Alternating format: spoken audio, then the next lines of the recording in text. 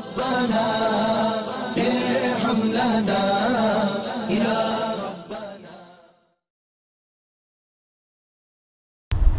حضور نبی اکرم صلی اللہ علیہ وسلم کا ارشاد گرامی ہے ان المرأة اذا استعطرت فمرت بالمجلس فہی کذا وکذا یعنی زانیۃ.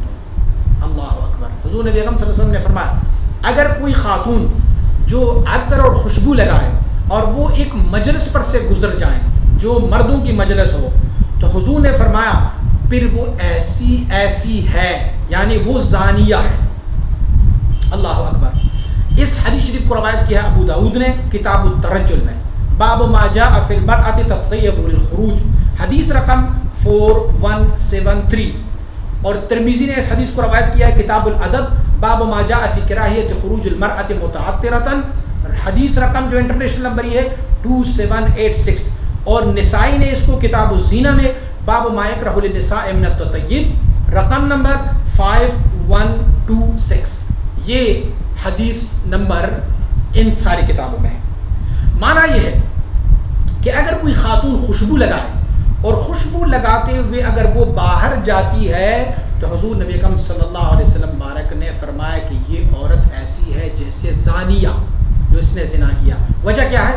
وجہ یہ ہے کہ اس خاتون نے جو خوشبو لگائی ہے اس خوشبو کی وجہ سے مرد حضرات ان کی طرف مائل ہو جاتے ہیں. اسی لیے حضور نبی اکرم صلی اللہ علیہ وسلم نے اس کو منع فرمایا. ہاں اپنی گھر میں ذو محرم کے سامنے اپنے ان محرموں کے سامنے یا اپنی شوہر کے سامنے وہ بہترین سے بہترین خوشبو لگائے ان کے لیے اجازت ہے. یا وہ اپنی گھر میں ہے اور باہر نہیں جا رہی تو اپنے گھر میں وہ خوشبو لگائے کیونکہ خوشبو حضور نبی اکرم صلی اللہ علیہ وسلم کی بھی پسندیدہ ہے وہ لگائیں گھر میں.